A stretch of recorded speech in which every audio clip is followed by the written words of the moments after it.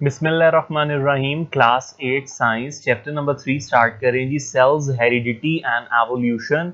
This is lecture number 1। आज के lecture में सिर्फ और सिर्फ हम रीडिंग को देखेंगे और रीडिंग पेज जो हमारा है वो 21 और 22 है। तो आप 21 पेज निकाल लीजिए, उसमें आज की डेट मेंशन कर दीजिए, डे मेंशन कर दीजिए, ठीक है, और पेज नंबर 22 पर कंटिन्यू लिख दीजिए। हम डिटेल में देखेंगे सारी रीडिंग को, क्योंकि इस रीडिंग के अंदर से ही काफी ज्यादा क्वेश्चन है जो कि हमारे कॉपी वर्क में शामिल होंगे, और फिर जाहिर है उस कॉपी वर्क को आपने लिखना भी होता है और याद करना होता है, ठीक है। तो इस रीडिंग को आपने बड़े अच्छे से देखना है। क्या कहते हैं जी, द ह्यूमन बॉडी, इंसानी जिस्म is made up of millions of cells. अगर आपको याद हो, पिछले चैप्टर्स में मैंने आपको पूरा एक पैटर्न बताया था कि ह्यूमन बॉडी जो है, ह्यूमन बॉडी सिस्टम से मिलकर बनी होती है, ठीक है।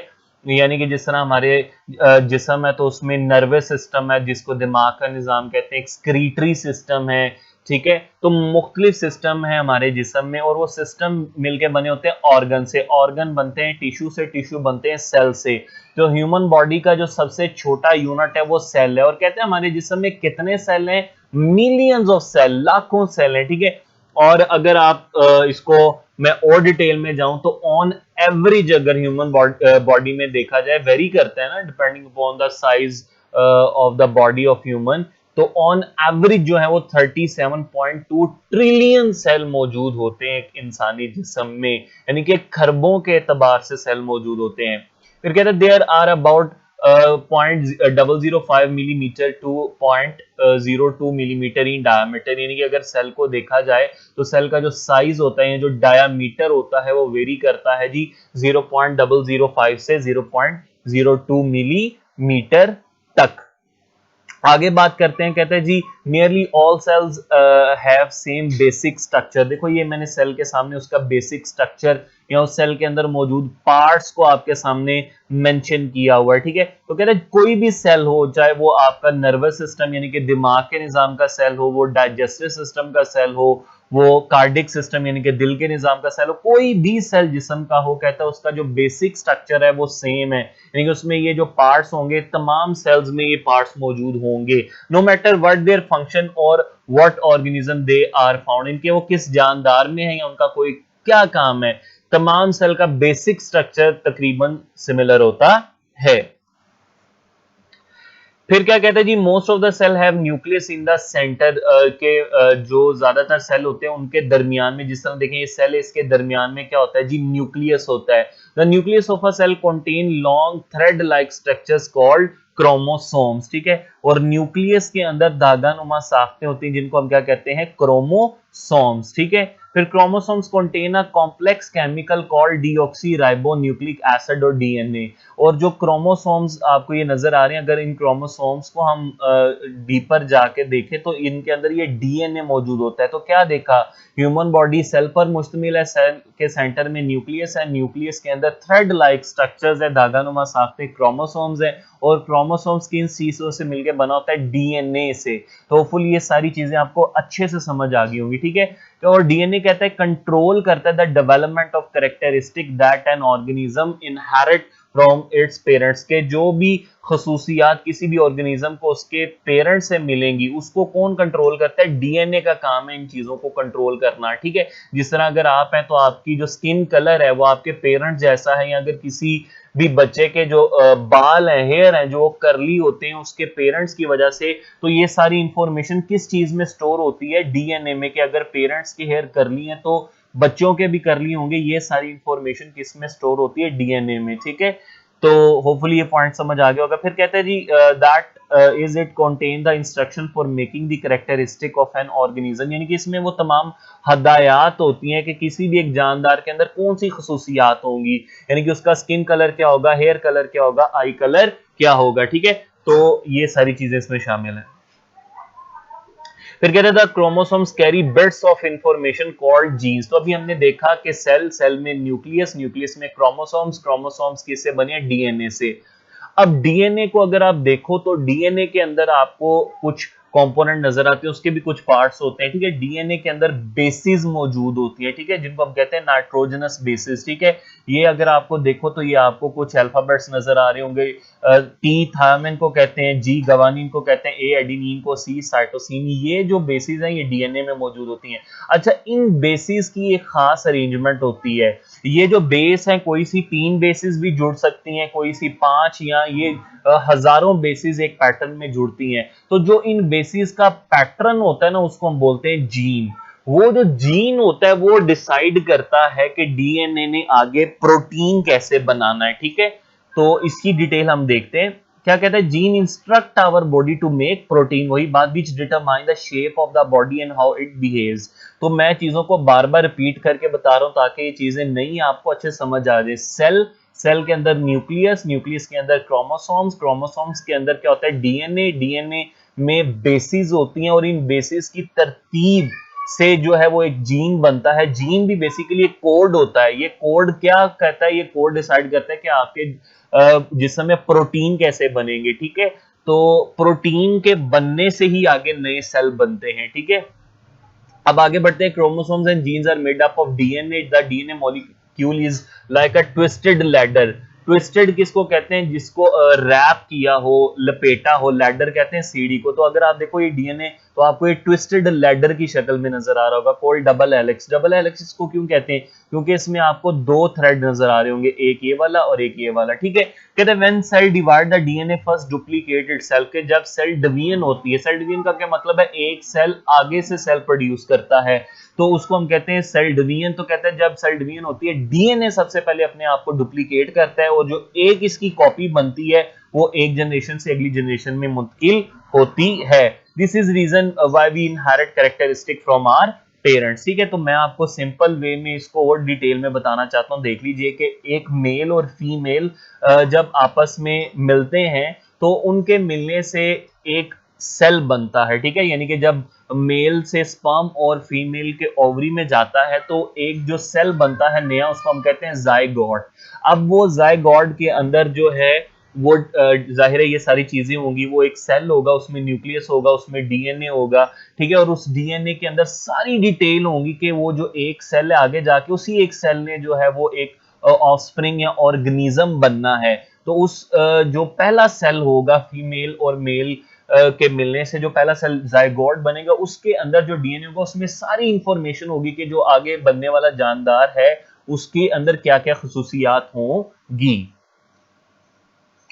फिर सेल डिवीजन की काइंड्स है, ये आपके कॉपी वर्क में शामिल है, तो इसको इधर ही बड़े अच्छे से समझ लीजिएगा, ठीक है। माइटोसिस क्या होता है जी, is a kind of cell division in which the number of chromosomes in the newly formed cell. देखिए एक सेल से जो नया सेल बनेगा उसके अंदर जो क्रोमोसोम्स की तादाद होगी remain the same as that in original cell.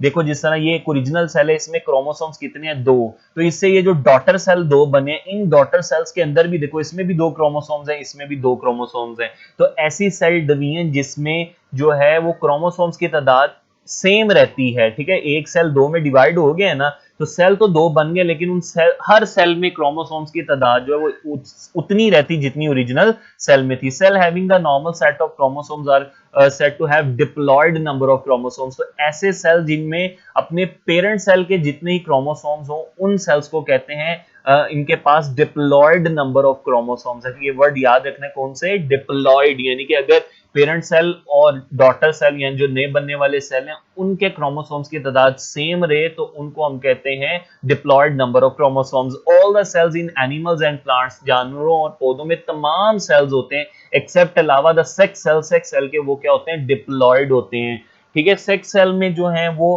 Chromosomes की तादाद जो है ओरिजिनल सेल जितनी नहीं रहती। तो उन सेल्स के अलावा तमाम सेल्स में जो सेल डिवीजन के दौरान क्रोमोसोम्स की तादाद ओरिजिनल सेल में होती है और जो बाद में डॉटर सेल में होती है वो सेम रहती है, इसलिए उनको कहते हैं डिप्लॉयड। फिर आगे बढ़ते कहते हैं when a cell is ready to divide long thin threads called chromosomes appear in the nucleus, के न्यूक्लियस में फिर ये क्रोमोसोम्स अपीयर हो जाते हैं जब सेल डिवाइड होता है। The chromosome become shorter and thicker, छोटे हो जाते हैं और पतले हो जाते हैं। यू कैन सी ये ओरिजिनल सेल के अंदर क्रोमोसोम्स हैं, ये देखें ये मोटा है, या ये जो डॉटर सेल में ये मोटे नहीं। तो जो डॉटर सेल या जो न्यू सेल में बनने वाले क्रोमोसोम्स हैं वो पतले भी हो जाते हैं और छोटे भी, साइज भी आप देख सकते हैं साइज भी शॉर्ट हो गया है। Each chromosomes make an exact copy of itself by a process called replication. तो देखो ये क्रोमोसोम्स था, इसने अपने जैसी एग्जैक्ट कॉपी बनाई, और इस प्रोसेस, और इसी तरह इस वाले ने अपने जैसी एग्जैक्ट कॉपी बनाई, इस प्रोसेस को कहते हैं रेप्लिकेशन। रिपीट से निकले दोहराया जाना। The chromosomes become attached to threads called spindle fiber। तो ये जो क्रोमोसोम्स होते हैं ये धागा नुमा साख्तों के साथ अटैच होते हैं और उनको कहते हैं स्पिंडल फाइबर। अब स्पिंडल फाइबर का काम क्या होता है इसको हम देख लेते हैं।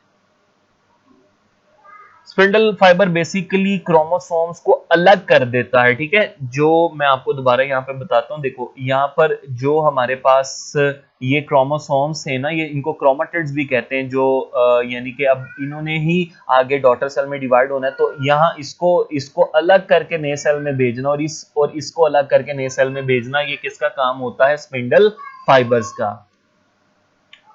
फिर कहते हैं each newly form cell has the same number of chromosomes as the original. अभी हमने इसको डिटेल में देखा। फिर अब दूसरी काइंड ऑफ सेल डिवीजन है meiosis is a kind of cell division which occurs only within reproductive organ, यानी कि जो तौलीदी अज़ा है, जो नस्ल बढ़ाने वाले अज़ा हैं, उनमें सिर्फ होती है। Meiosis is concerned with the production of sex cell और गेमेट्स, ठीक है। ये आपने याद रखना है, मियोसिस का ताल्लुक किस तरह के सेल बनाने से है? सेक्स सेल्स और गेमेट्स।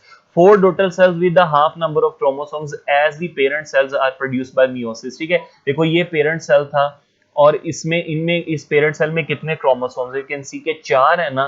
तो अब देखो ये 4 डॉटर सेल बन गए हैं, लेकिन इसमें देखो 4 डॉटर सेल उसने बोला ना, और इनमें अपने पेरेंट सेल की निस्बत हाफ क्रोमोसोम्स, यानी कि पेरेंट सेल में 4 थे और इनमें देखो हर एक सेल में कितने हैं? 2 हैं। तो 4 डॉटर सेल्स बन रहे हैं जी, 4 डॉटर सेल बन रहे हैं with the half number of chromosomes. 4 थे तो 2 हैं, तो हाफ नंबर ऑफ क्रोमोसोम्स के साथ प्रोड्यूस बाय मियोसिस।